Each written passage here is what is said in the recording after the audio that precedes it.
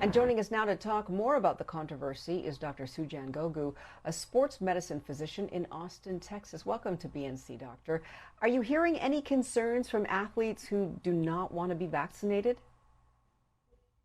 Yeah, you do hear athletes here that don't want to be vaccinated. You do hear their concerns, but at the end of the day, being unvaccinated and a lot of these sports being, contact sports, it really puts other players at risk. And even in some sports, you have athletes that interact with the fans or, interact with other personnel in the locker room, and you really put those individuals at risk.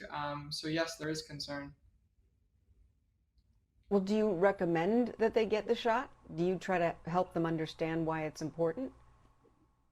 Absolutely. I try to educate about the COVID vaccine and different ones we have, in Pfizer, Moderna, and Johnson and Johnson. And I really, the one question, you get a lot is, these vaccines were just, created, relatively recently in terms of the mRNA technology. But I think the one thing that's very shocking when you talk to individuals, mRNA technology for vaccines has been going on for 20 plus years, and it's fortunate that now we have this technology in order to treat individuals, and we have something that can really protect us against this deadly disease.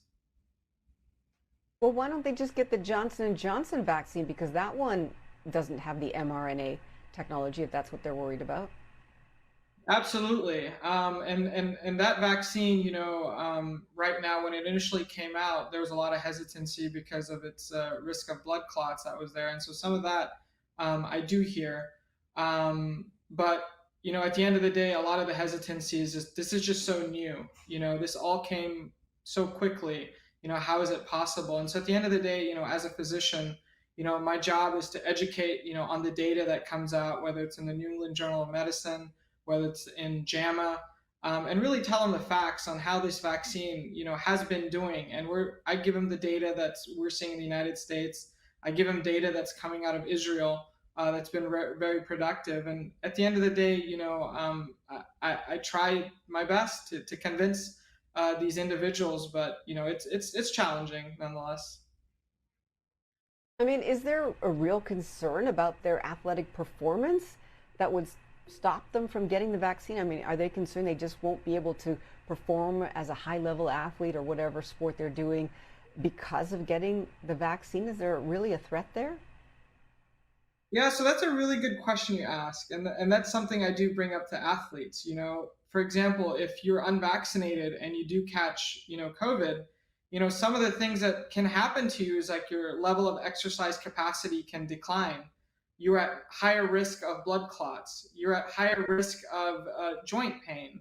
And so there's many other issues that can come about by being unvaccinated because when you catch COVID, you could your athletic performance can decline substantially, that you could not be the same athlete that you once were. And to be frank, I have seen this in the high school level.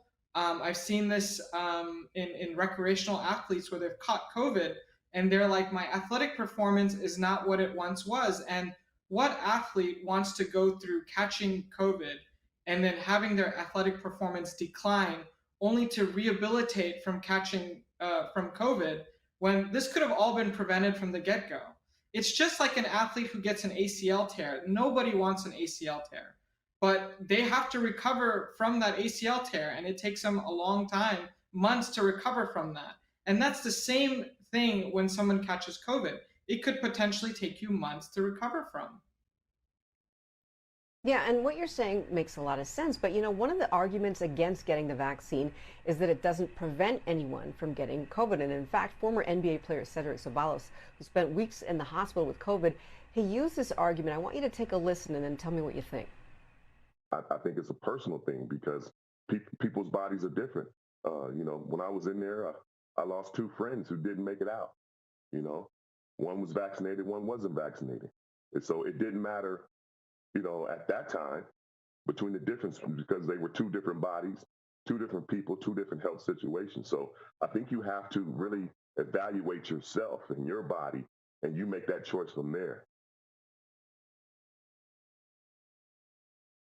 Doctor, I'm not even, Yeah, I hope you heard that clearly because I'm not even sure if he's advocating for or against it, honestly, because he's saying he had two friends in the hospital. One was vaccinated, one wasn't. What do you think of what he said?